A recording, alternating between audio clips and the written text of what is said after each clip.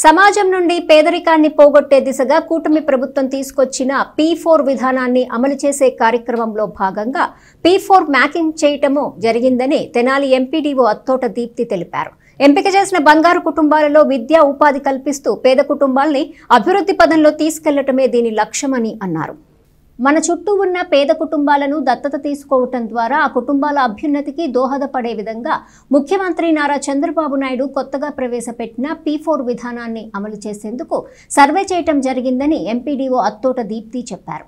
మండలంలోని నందివెలుగు గ్రామంలో తాను కూడా పర్యటించి పలు వ్యాపారస్తుల్ని, డాక్టర్స్ని, వివిధ రంగాల్లో అభివృద్ధి చెందిన వారితో మాట్లాడటం జరిగిందని చెప్పారు.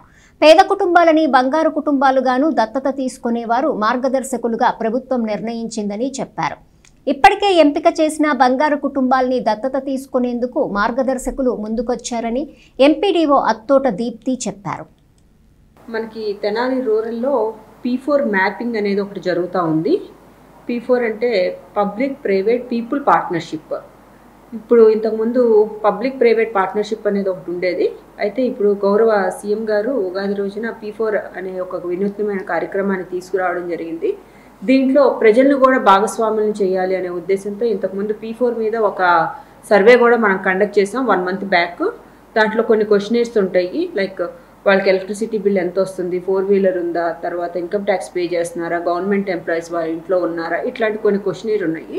వాటన్నిటిని మనం ఫిల్ చేసిన తర్వాత ఫంక్షనరీస్ ద్వారా ఒక సర్వే చేయించాము. క్వశ్చనర్స్ బేస్ చేసుకొని పూరెస్ట్ ఆఫ్ ది పూర్ అని ఆల్రెడీ లాగిన్స్లోకి వచ్చున్నాయి. వాళ్ళందరినీ కూడాను బంగారు కుటుంబాలు అంటారు. ఎవరైతే బాగా తక్కువగా పేదరికంలో ఉన్నారో, సహాయం కోరుకుంటున్నారో వాళ్ళని బంగారు కుటుంబాలు అంటారు. అయితే వాళ్ళకి ఎవరో ఒకళ్ళు అంటే కొంచెము ఫైనాన్షియల్గా స్టేబుల్గా ఉన్నవాళ్ళు కానీ, డాక్టర్స్ కానీ, ఎన్ఆర్ఐస్ కానీ, బిజినెస్లు చేసేవాళ్ళు కానీ, government employees, retired government employees or ఇప్పుడు ప్రజెంట్ వర్క్ చేస్తున్న గవర్నమెంట్ ఎంప్లాయీస్ కానీ ఎవరో ఒకళ్ళు వాళ్ళని దత్తత తీసుకోవడం అనేది ఉంటుందన్నమాట. వాళ్ళని వీళ్ళకి మ్యాప్ చేస్తాము.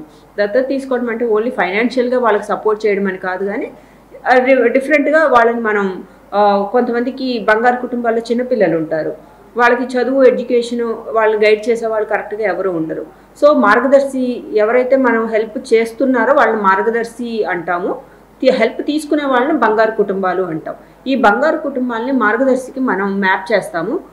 దానికోసం అని చెప్పేసి విలేజ్లో ఉండే ఎల్డర్స్ని కానీ, తర్వాత ఎంపీటీసీస్ని, సర్పంచెస్ని, ఎక్స్ ఎంపీటీసీని, ఎక్స్ సర్పంచెస్ని, విలేజ్లో ఉండే ఎల్డర్స్ని, ఎన్ఆర్ఐస్ని, తర్వాత ఫైనాన్షియల్గా బాగుండే వాళ్ళని, బిజినెస్ చేసే వాళ్ళని, వీళ్ళందరినీ మనం ఐడెంటిఫై చేసి వాళ్ళని వీళ్ళకి మనం మ్యాప్ చేస్తూ ఉండే కార్యక్రమం ప్రజెంట్ జరుగుతూ ఉంది. నేను కూడా నిన్న నందివెలుగులో వెళ్ళి అక్కడ మిల్స్, తర్వాత ఫర్టిలైజర్ షాప్స్, సీడ్ షాప్స్, ఇలాంటి వాళ్ళందరితో నేను మాట్లాడడం జరిగింది. వాళ్ళందరూ కూడా వాళ్ళు ఆ బంగారు కుటుంబాలకి వాళ్ళ వంతు సహాయం అందిస్తామని చెప్తున్నారు.